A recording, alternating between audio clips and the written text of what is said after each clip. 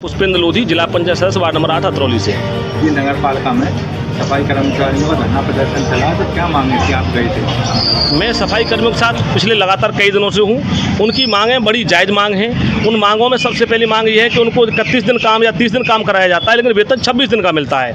या तो हमें 26 दिन काम करवाया जाए अथवा हमको 30 दिन का वेतन मिले, जिसे माना जाना चाहिए। दूसरा, वो उनके लिए झाड़ू, कपड़े, बाकी फावड़े, ये सब चीज़ें नहीं मिलती हैं। उनका पीएफ, ईएसआई और बाकी जो सुविधाएं वो नहीं मिल पाती हैं।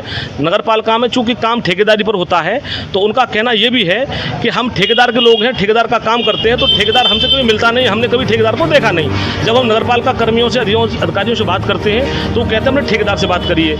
इन सब चीज़ों को लेकर उनका विरोध है। मैंने उनकी बातों का समर्थन किया है। सबसे मेरा कोई ऐसा नहीं है कि ना मेरा किसी पार्टी से, ना किसी दल से कोई लेना देना नहीं है, लेकिन सफाई कर्मियों की मांग जायज़ है, मैं उनके साथ खड़ा हूँ। वीरेंद्र लोधी ने कहा था, वो वीडियो के माध्यम से कहा है कि मुझे समाजवादी पार्टी का होने की वजह से परेशान किया जाता है, तो आप उस पर क्या कहेंगे? अगर उनको इस वजह से सरकार या कोई दूसरा व्यक्ति परेशान करता है कि वो समाजवादी पार्टी के हैं इसलिए उनको परेशान किया जा रहा है, वो सोचते हैं उनका काम है। लेकिन सच्चाई ये है कि वो जो धरना चल रहा है उसमें कहीं भी राजनीतिक बू नहीं आती है जब तक हम शामिल रहे हैं। मैं कल भी बैठा, आज दोपहर तक बैठा हूँ, लेकिन कहीं कोई ऐसा नहीं है। लोगों की मांग जायज़ है, व्यक्ति कोई हो, लेकिन चेयरमैन साहब को या उनके कर्मियों को, अधिकारियों को बीच में आना चाहिए, उनसे बात करें और उनकी मांग तेरे मांग है, तेरे की तेरे जायज़ है, उनको मान लेना चाहिए।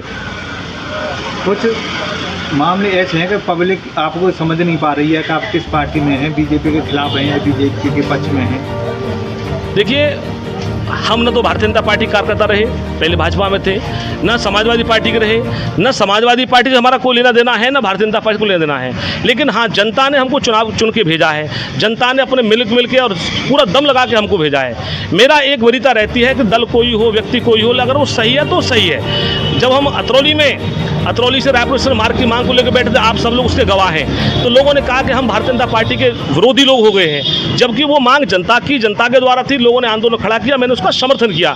आज वो रोड बन रहा है।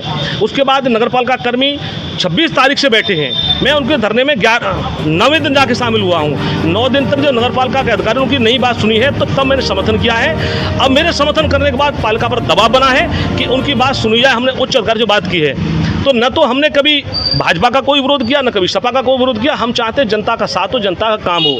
मेरी तरफ से मैं जनता का सेवक हूँ, जनता के साथ रहूँगा। अगर वो एक चेयरमैन साहब ये कहते हैं कि उनको समाजवादी की वजह से परेशान या उनकी जांच की जा रही है, तो मैं एक बात और जोड़ना चाहता हूँ कि सरकार जांच करे, भ्रष्टाचार को खत्म करे। भारतीय जनता पार्टी की छवि जो बनाई है वो इस तरीके के कि भारतीय जनता पार्टी भ्रष्टाचार को सहन नहीं करेगी। तो मैं एक मांग और करता हूँ कि भ्रष्टाचार केवल नगर पालिका में ही नहीं है, नगर पालिका तो आकंठ डूबी है, लेकिन अतरौली में दूसरा ब्लॉक है, विकास खंड है। अभी ब्लॉक की बैठक हुई थी, उसमें ग्राम प्रधानों ने मिलकर एक सुर में, आंगनबाड़ियों की मुखिया सीडीपीओ मैडम होती है, उनके से ये कहा गया कि आपने 5 महीने से गांव में गर्भवती महिलाओं और छोटे बच्चों के लिए राशन मिलता है, पोषाहार मिलता है, उसका एक दाना नहीं बांटा है। खेड़िया के ग्राम प्रधान का रिकॉर्डेड बयान है, उन्होंने ये कहा है कि उसका सारा चावल और राशन बेच के आपने खा लिया और उसका हिस्सा आपने ले लिया।